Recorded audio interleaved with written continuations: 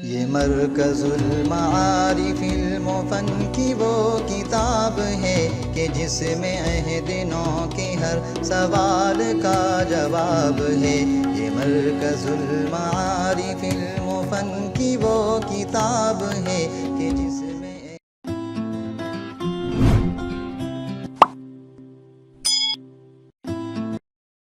نحمده ونصلي على رسوله الكريم اما بعد میں طفل مکتب ہوں مقرر ہوں نہ فرزانہ صدائے دل میں گونجی ہے سنا وہ خط کا پروانہ۔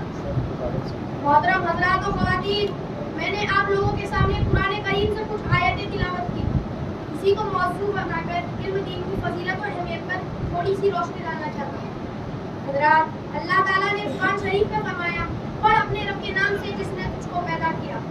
حضرات، قرآن میں اللہ تبارک و تعالیٰ نے ہمارے نبی صلی اللہ علیہ وسلم کو اس بات کا حکم دیا کہ اللہ سے یہ دعا مانگی کہ اے میرے رب میرا علم بڑھا دیجیے، کیونکہ علم ہی ایک ایسی چیز ہے جو بندے کو خدا کی پہچان کراتا ہے، علم ہی اللہ کا خوف بڑھاتا ہے، علم ایک ایسی روشنی ہے جس سے جہالت کے اندھیرے ختم ہو جاتے ہیں، علم ایک ایسا مخلص دوست ہے جو کبھی دھوکہ نہیں دیتا بلکہ وہ انسان کی حفاظت کرتا ہے۔ قرآن میں اللہ تبارک و تعالیٰ فرماتے ہیں کہ اللہ سے تو علم والے ڈرتے ہیں، علم سے انسان کے اعمال صحیح اور قبول ہوتے ہیں، عالم اور جاہل ہرگز برابر نہیں ہو سکتے۔